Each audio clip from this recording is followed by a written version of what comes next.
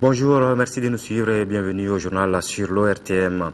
Le sommet d'Abuja qui s'est achevé hier après-midi a traité des questions politiques, économiques et d'intérêt commun. Mais le sujet dominant aura été celui sur le Mali et la Guinée-Bissau pour un retour à l'ordre constitutionnel. Le récit de nos envoyés spéciaux à Touré et Dembawan.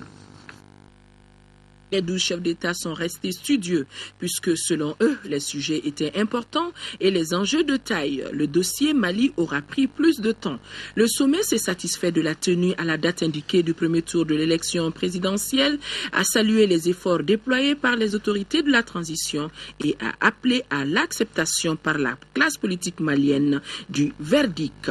Avant cela, le président de la République par intérim avait pris la parole devant ses pairs pour réitérer l'engagement du Mali pour le vote du 28 juillet sur l'ensemble du territoire.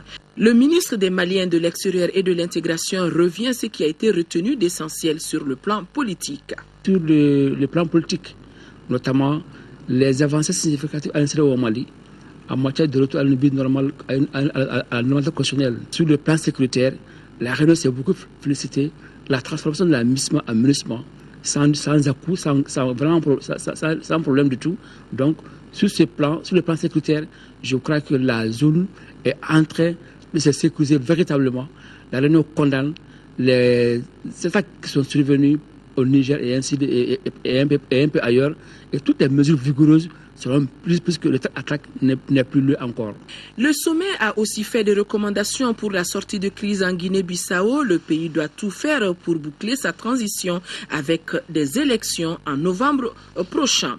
Ainsi, la 43e session confirme la ferme volonté politique de la CEDEAO à impulser le processus d'intégration dans un environnement régional de paix, de sécurité et de bonne gouvernance. Yamoussoukro, en Côte d'Ivoire, a été choisi pour accueillir la prochaine session de la conférence des chefs d'État de la CEDEAO. Nous restons avec nos envoyés spéciaux qui ont recueilli les réactions de certaines personnalités et acteurs de la gestion de la crise malienne qui ont fait le voyage d'Abuja. Nous avons été heureux à travers la MISMA d'apporter le concours de tous les États africains de la CEDEAO au Mali pour arrêter définitivement le terrorisme dont le Mali faisait l'objet. Et nous avons été heureux également de voir toute cette mobilisation de toutes les forces de la CEDEAO pour venir apporter leur concours au Mali. En même temps, nous sommes heureux de voir que les Africains ont pu s'organiser, se mobiliser pour faire face à une menace réelle qu'un de leurs pays connaissait. Aujourd'hui, la MINUSMA a rempli sa mission, puisque nous avons pu libérer le nord du pays et la sécurité est revenue. Et également, la MINUSMA aujourd'hui donne la main à la MINUSMA. Il faut savoir que la MINUSMA, à travers les différents États de l'Afrique de l'Ouest, se retrouve au sein de la MINUSMA. En clair, nous continuons d'être au Mali sous la casquette maintenant des Nations Unies. C'est en cela, nous allons dire que notre mission continue. Il s'agit pour nous de faire en sorte que les élections se déroulent dans d'excellentes conditions, que ces élections soient sécurisées. C'est important aussi pour moi, comme représentant spécial de M. Ban Ki-moon et le chef de MINUSMA, d'être au sommet de CEDEAO, parce que le Mali était un des sujets importants pendant cette réunion. Et je voulais aussi exprimer l'importance de la solidarité régionale avec le Mali. Et je crois que c'était important quand j'ai entendu les différents chefs d'État qu'ils ont exprimé cette solidarité sur des niveaux très opérationnels. Les chefs d'État aussi ont dit leur soutien pour MINUSMA, ce qui est important pour moi, parce qu'on vient avec cette opération de paix. Et ils ont exprimé aussi le soutien pour les élections, qui sont dans quelques jours. Un peu plus qu'une semaine, pour assurer que ces élections sont crédibles et sont transparentes et qu'il y a un consensus dans le pays là-dessus. Je crois que c'est un signe important qui renconforte aussi le MINUSMA, qui donne, comme vous savez, dans la possibilité qu'ils ont un soutien logistique et sécuritaire aux ces élections. Alors c'est aussi un nouveau signe de confiance. Dans le cadre de l'élection présidentielle, le Premier ministre s'est rendu successivement au ministère en charge de l'administration territoriale, à la CENI et à la DGE. Sur place, Diango Sissoko a encouragé et félicité les membres de ces structures pour le travail déjà abattu et les a invités à persévérer pour relever les défis futurs. Pour ce faire, il a assuré que le soutien du gouvernement ne fera pas défaut. Bourama Traoré. À cœur vaillant, rien d'impossible. Le pari de la bonne organisation du premier tour de l'élection présidentielle du 28 juillet est en passe d'être gagné. Le Premier ministre Diango Sissoko en a fait le constat au cours d'une visite dans les structures impliquées dans les processus électoraux. Au niveau du ministère de l'administration territoriale, le chef du gouvernement a rencontré les cadres du département et les membres du comité de pilotage des élections. Occasion pour lui de féliciter ses interlocuteurs pour les efforts consentis. Du constat du visiteur du jour, les choses vont dans la bonne direction. Monsieur le ministre, je suis plein d'espoir. Tout le Mali vous suit, le monde entier vous suit. Parce que l'ORTM aussi a accompli un travail de qualité. L'ORTM vous accompagne, l'AMAC vous accompagne dans cette mission.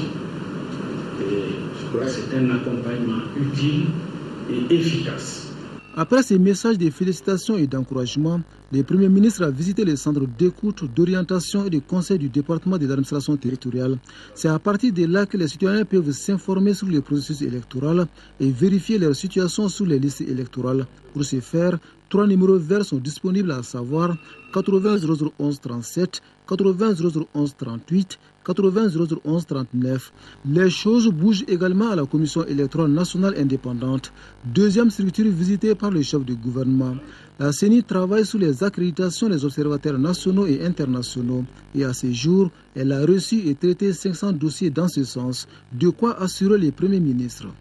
Je compte sur vous pour que la crédibilité des élections que nous allons organiser ne souffre aucune ambiguïté. Si les élections ne sont pas bien organisées, si les différents acteurs doutent de la crédibilité des élections, la légitimité des autorités que nous allons mettre en place sera douteuse. Mais je suis persuadé, moi, que cette légitimité ne sera pas douteuse. Parce que vous avez mis votre cœur dans l'organisation de ces élections. Après la CENI, c'est au tour de la délégation générale aux élections d'accueillir le Premier ministre. La DGE est considérée comme le centre névralgique du processus électoral. C'est ici que le fichier biométrique de l'élection de 2013 est établi. Fichier qui a été présenté au chef du gouvernement par le délégué général aux élections. Au total, ils sont 6 829 696 électeurs potentiels répartis entre 21 023 bureaux de vote sur l'ensemble du territoire. Pour le général Siaga Sangaré, le fichier de 2013 est conforme aux standards internationaux, tant au niveau de la traçabilité, de la transparence que de l'intégrité. Tout semble donc être prêt pour une élection présidentielle reçue en 2013 au Mali. Il n'y a d'élection parfaite nulle part. Elles ne seront pas parfaites, mais elles seront crédibles. Parce qu'elles seront transparentes, elles seront justes. Et c'est ce qui est important aujourd'hui pour le Mali. Ce qui est important pour le Mali pour sortir de la crise. Et je voudrais, monsieur le délégué général, saluer votre professionnalisme, saluer le courage, l'abnégation de vos collaborateurs. Dernière étape de la visite du Premier ministre, le Comité national de l'égal accès aux médias d'État. Cette structure est chargée notamment de la régulation de la campagne médiatique des candidats à l'élection présidentielle. Le chef du gouvernement dit n'avoir reçu aucun écho défavorable, mettant en cause l'impartialité du comité. De quoi encourager la structure à faire davantage preuve de neutralité. La CENI poursuit sa mission à l'intérieur du pays pour un bon déroulement du scrutin. La structure vient d'organiser à Djema une session de formation des formateurs des délégués pour les informer sur le contenu de la loi électorale et la conduite à tenir pendant les opérations électorales. Envoyés spéciaux à Djema, à Loubekone et Garibou Pérou. Identifier les bureaux de vote, vérifier la liste des différents délégués et observateurs, s'assurer que tous les documents et le matériel électoral sont sur place. Voilà entre autres les missions des délégués de la Commission électorale nationale indépendante. La maîtrise de ces principes fondamentaux par les superviseurs de la CENI donnera des résultats fiables aux processus électoraux. Nous sommes dans la dernière ligne droite. Le 28 juillet vont se tenir le premier tour l'élection du président de la République. Pour cela, la CENI, au terme de la loi, doit présenter un délégué dans chaque bureau de vote. Pour ce faire, le délégué, c'est lui qui doit contrôler l'ensemble des activités dans le bureau de vote et informer la CENI. Donc, on a initié des activités de formation au niveau de chaque région avec des poules de formation. Menu d'un outil référentiel intitulé Guide du délégué de la CENI dans les bureaux de vote, les délégués de la CENI ainsi formés jouent selon les acteurs électoraux un rôle déterminant avant, pendant et après les élections. Nous sommes fiers d'appartenir à un pays qui n'a jamais connu de problème post-électoral. Cela est dû, n'est-ce pas, au travail que les délégués de la CENI ont eu à faire. Connaître les textes qui régissent les élections au Mali et faire appliquer ces textes par les services qui ont la charge de l'organisation. C'est ça le rôle de la CENI. Cette session de proximité dans la région de Caille a regroupé 9 superviseurs venus de Nioro-di Sahel et 12 de Guéman. Ces 21 superviseurs ont un calendrier défini entre le 20 au 25 juillet prochain pour sillonner les 31 communes qui comptent les 2 cercles. Ils vont relayer les notions apprises dans les circonscriptions bien définies à cet effet. Cette méthodologie de la CENI dans un pays en transition démocratique permet d'éviter les contentieux électoraux et d'aboutir à des élections crédibles et transparentes.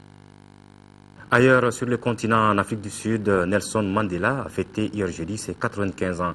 Un anniversaire empreint d'une émotion toute particulière puisque l'icône mondiale de la réconciliation raciale reste sous assistance respiratoire. Pour autant, le monde entier a fêté un nouveau Mandela Day. Chaque citoyen du monde est appelé à consacrer symboliquement 67 minutes de son temps à une œuvre de charité en mémoire des 67 années que Mandela a consacrées à la lutte pour l'égalité. Les Sud-Africains s'attendaient à des funérailles. Ils auront droit à des célébrations. Nelson Mandela fête ce jeudi ses 95 ans alors qu'il est hospitalisé depuis 6 semaines à Pretoria. Et il irait mieux, selon l'une de ses filles qui a fait une déclaration devant des membres du gouvernement sud-africain. Je tiens à rassurer chacun d'entre vous. Je ne suis pas médecin, mais Madiba fait des progrès remarquables. Et nous avons hâte de la voir bientôt à la maison. Tous les journaux sont consacrés à cette journée particulière, devenue depuis 2010 par l'ONU un Mandela Day. Toutes les pensées des Sud-Africains sont tournées vers leur héros national. Je veux dire à Mandela, nous espérons qu'il ira bientôt mieux. C'est une inspiration pour nous tous. Un vrai pionnier, un vrai fidèle. Merci pour tout ce que vous avez fait pour ce pays. Il représente beaucoup pour moi. Il a sauvé notre pays, il nous a donné la liberté. Il y a les paroles, les chants, mais aussi les actes, comme dans cet orphelinat de Pretoria qui accueille les petits-enfants de Madiba. Car en ce jour anniversaire, chacun est appelé à consacrer 67 minutes de son temps à une bonne action. 67 minutes, ce sont les années que Nelson Mandela a consacrées à son combat politique. Les Sud-Africains ne sont pas les seuls à lui rendre hommage et à vouloir faire leur BA. Dans un clip vidéo, des célébrités mondiales promettent de mettre la main à la pâte, comme le Dalai Lama, le milliardaire britannique Richard Branson ou encore l'ancien président américain Bill Clinton. Les dirigeants de l'Union européenne ne sont pas en reste. C'est l'homme de la réconciliation dans son pays et l'Union européenne se construit aussi sur la réconciliation. Nous nous sentons très proches, c'est une figure du monde, un exemple aussi pour tous les jeunes en Europe. À Pretoria, la foule se presse à l'hôpital pour chanter et célébrer l'anniversaire de Nelson Mandela. Au nom de la réconciliation voulue par le héros de la lutte anti-apartheid, le président sud-africain Jacob Zuma a présidé une remise de logements sociaux à des nécessiteux, dont des familles blanches. La de sensibilisation et d'information est en cours à Gao en faveur des éléments du groupement interarmes Waraba organisé par le Comité international de la Croix-Rouge CICR. La formation leur permettra de mieux comprendre les principes fondamentaux du CICR. De Gao, la correspondance d'Aldo Sidiki Diarra. En attendant leur déploiement sur le terrain, les éléments du groupement tactique interarmes Waraba renforcent leurs capacités en matière de droit international humanitaire. Cette formation de sensibilisation et d'information de 2 jours est focalisée sur le rappel des règles du droit international humanitaire DIH et les principes fondamentaux du Comité international de la Croix-Rouge CICR. C'est une initiative commune avec l'état-major général des armées du Mali. Parce que vous savez que c'est un contingent qui doit être mobilisé sur le terrain. À cet effet, il a besoin d'être sensibilisé sur les règles du droit international humanitaire. Notre pays fait face à plusieurs défis, dont la lutte contre le terrorisme et l'insécurité. Le savoir-faire de nos hommes et leur engagement sans faille à appliquer les règles de base du DIH seront des atouts supplémentaires sur le terrain. C'est là pour redorer l'image des femmes et surtout dédire les campagnes de propagande et d'intoxication de violations des droits de l'homme qui sont menées contre les forces maliennes. Cette formation en DIH outillera mieux le JTIA Waraba dans l'exercice de sa mission future sur le terrain, dans le cadre de la protection des personnes et de leurs biens, du respect du droit international humanitaire et en particulier du droit de la guerre, surtout en ce qui concerne les personnes vulnérables. L'armée malienne n'est pas une armée barbare, l'armée malienne est une armée professionnelle et républicaine. Le colonel conclura qu'en tant que soldats, ils ont le droit d'honorer et de respecter les engagements internationaux en matière de droits de l'homme signés par le Mali. Sport football, championnat national de Ligue 1 au compte de la 28e journée. La SRL de Bamako a battu le CS Dougoulonfla par le large score de 5-1. En seconde heure, c'est la Jeanne d'Arc de Bamako qui a pris le meilleur sur le centre Salif Keita battu 2-1. C'était au stade Omnisport Modibo Keita et le compte rendu est signé Koumbanya Mele. Des tickets pour cette équipe en vue du maintien à Ligue 1 à des journées de la fin. Parmi les formations concernées figurent les centres Salif Keita, 11e avec 31 points ici en bleu et la Jeanne d'Arc 13e avec 27 points au classement. C'est conscient de cette situation que la Jeanne d'Arc passe à l'offensive dès la première minute de jeu et ouvre le score par son capitaine Moussa Diop. 1-0 score à la pause. La seconde période repart avec la même intensité. 48e minute, c'est encore Moussa Diop qui marque le but. 2-0 en faveur de la GIA. Les centristes reprennent du poil de la bête. Mohamed Keita réduit la marque à la 64e minute pour le centre Salif Keita. Les gardiens et capitaines du CSK, Alassane Diallo et ses coéquipiers vont essayer de revenir au score. Mais la finition fait toujours défaut. Résultat 2-1 pour la Jeanne d'Arc de Bamako. Ces deux équipes restent désormais au coude à coude avec 31 points pour le centre Salif Keita et 30 pour la Jeanne d'Arc de Bamako. Auparavant, l'AS Real a réussi un festival offensif 5-1 sur le CS Dougoulonfla. L'ouverture du score ne s'est fait pas attendre avec Moussa Kone Kofi qui donne le ton dès la 2e minute. Lassana Traoré répond à la 23e minute pour le CS Dougoulonfla. Nous sommes à la 30e minute. L'AS Real obtient un penalty. Moussa Kone Kofi exécute la sentence, son doublé de la soirée. 2-1 en faveur des Scorpions de Bamako, score à la mi-temps. La seconde période verra une nette domination des protégés de l'entraîneur Nouhoum Djane, ce qui leur permettra d'inscrire 3 buts au 54e minute par Ibrahima Sidibé, 68e minute Abdulaziz Touré et 72e minute par Christophe Diallo. 5-1 en faveur des réalistes. Le CS Dougoulonfla termine la rencontre à 9-11 suite aux expulsions d'Abdraman Diarra et Modibo Mariko pour cumul des jaunes respectivement aux 59e et 70e minutes de jeu. La deuxième place qualificative pour la Ligue africaine des champions est donc assurée à 99% pour les Scorpions de Bamako, 59 points, soit 10 points d'écart sur le Djoliba AC, 3e avec 49 points. Voilà, c'est la fin de cette édition. Pour les éditions du soir, où c'est en compagnie de Amadou Sankari et moi je vous retrouve demain. Merci et bonne suite des programmes.